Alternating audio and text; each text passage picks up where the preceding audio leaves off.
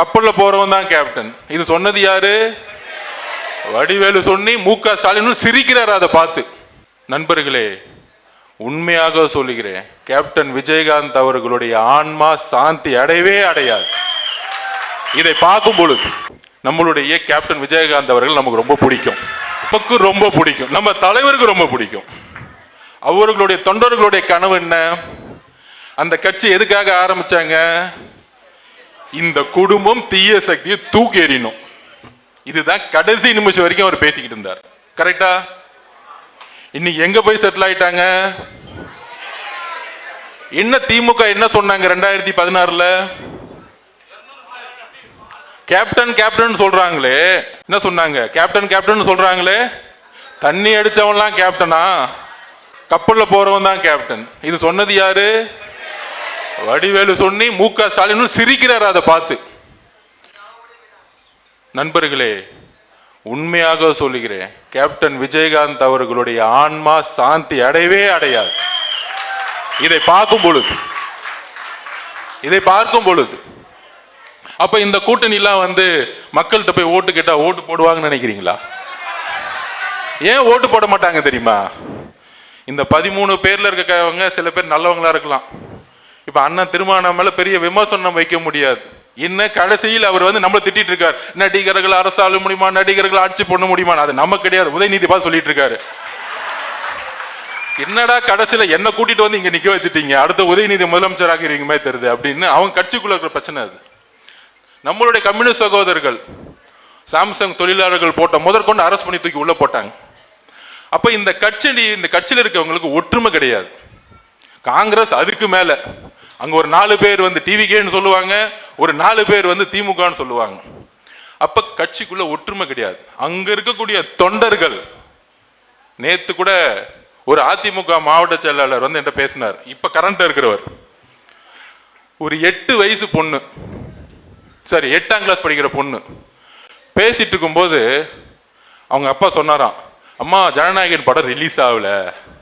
அப்ப அந்த பொண்ணு சொல்லுதான், 8ஆம் கிளாஸ் பொண்ணு, அப்ப ஏன்பா கவலைப்படுறீங்க, மே மாசம் அண்ணன் முதலமைச்சர் ஆனவன படம் ரிலீஸ் ஆக போகுது. 8ஆம் கிளாஸ் படிக்கிற பொண்ணுக்கு தெரியுது, வேற யாருக்கு தெரியணும்?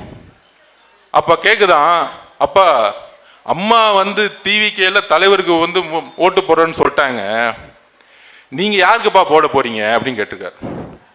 இவர் இபிஎஸ் ஆன்னு கேட்டிருக்காரு. உடனே அந்த பொண்ணு சொல்லுது, நான் முக்கியமா இபிஎஸ் முக்கியமான்னு கேட்டிருக்கு. இதெல்லாம் உண்மையா நடந்துகிட்டு இருக்கு.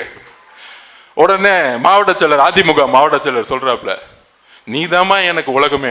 அப்ப சத்தியம் கொடுப்பா, இந்த தாட்டி நீ தான் எங்க தலைவருக்கு தான் ஓட்டு போடுவா அப்படின்னு. நம்மளை பார்த்து பிஎல்ஏ மீட்டிங் இருக்கா, மெம்பர்ஸ் இருக்கான்னு கேட்கிறாங்க. இங்க 8ஆம் கிளாஸ்ல இருந்து நமக்கான மெம்பர்ஸ் உருவாக்கிட்டு இருக்காரு நம்ம தலைவர்.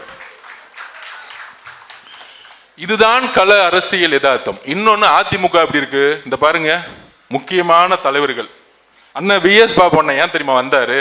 அவர் சொல்லல, ஆனா அவரை பத்தி சொல்லக்கூடாது. அதிமுகவுடைய கரண்ட் மாவட்ட செயலர் அவர், அங்கிருந்து வெளியே ரிசைன் பண்ணிட்டு வர்றாரு. எதுக்குன்னா, கொளத்தூர் தொகுதியில கடினமா ஒர்க் பண்ணியிருக்காரு 6 மாசம். கடினமா அங்க பூத் லெவல் மீட்டிங் போடுறது, பகுதி மீட்டிங் போடுறதுன்னு பயங்கரமா மீட்டிங் போட்டு அங்கிருந்து ஆர்கே சுத்திட்டு வந்திருக்காரு. திடீர்னு தலைமையில இருந்து ஒரு கால், இல்லைண்ணே கொஞ்சம் கொளத்தூர் பக்கம் போவாதீங்கண்ணே. அவருக்கு புரியல, ஏன் கொளத்தூர் பக்கம் போகக்கூடாது, அதுதான் திமுக அதிமுக செட்டிங். ஏன் முதலமைச்சர் அவர் கொளத்தூருக்குள்ள போனா என்ன, முதலமைச்சருக்கு ஓட்டு கம்மியாயிடும். அந்த ஒரு செகண்ட்ல ரிசைன் பண்ணிட்டு கடைசியில் என்னையும் பொதுச்செயலாளரையும் பார்த்தார். அண்ணே நான் வரத்துக்கு ரெடி, 40 வருஷமா மாவட்ட செயலாளர், ஒருங்கிணைந்த வட மாவட்ட சென்னையுடைய மாவட்ட செயலாளர் எம்எல்ஏவா இருந்துட்டேன். ஒன்னே ஒன்று, திமுகவோட நீங்க ஏதாச்சும் காம்ப்ரமைஸ் பண்ணுவீங்களான்னு கேட்டார். எங்க தலைவர் டெல்லியிலே காம்ப்ரமைஸ் பண்ணல, திமுக தீய சக்தியை எம்ஜிஆருக்கு அப்புறம் அழிக்க வந்தவர், இங்க எந்த காம்ப்ரமைஸ் பண்ணல, ஃப்ரீயா வாங்கன்னு பொதுச்செயலாளர் சொன்னார். அடுத்த செகண்டே வந்துட்டார், வேற எந்த எதிர்பார்ப்பும் கிடையாது. அதுக்குதான் சொன்னேன், அண்ணன் சேகர் பாபு அண்ணன் வெயிட்டிங், அடுத்தது உங்களுக்கு அவரை ஃபேஸ் பண்ணுங்க. அதிமுக இன்னைக்கு எப்படி இருக்குன்னா, சட்டசபையில் பாருங்க, சட்டசபை நடந்துட்டே இருக்கு, விவசாய பட்ஜெட் போயிட்டு இருக்கு. அதுல முதலமைச்சர் துணை முதலமைச்சர் தூங்கிட்டு இருந்தார், அதை விட்டுருங்க. அது பாட்டிக்கு அவர் தூங்கிட்டு இருக்கட்டும் ஓரமா. நேத்து ஓபிஎஸ் அணியோடைய சட்டமன்ற உறுப்பினர் பேசுறார். என்ன பேசுறார் தெரியுங்களா? புரட்சி தலைவர் அம்மா, புரட்சி தலைவி அம்மா, புரட்சி தலைவி எம்ஜிஆருடைய வழியில திமுக திருப்பி ஆட்சிக்கு வரணுமா? என்ன ஒரு அநியாயம். அடுத்த ஓபிஎஸ் விக்கெட் ரெடி ஆயிட்டு இருக்கு.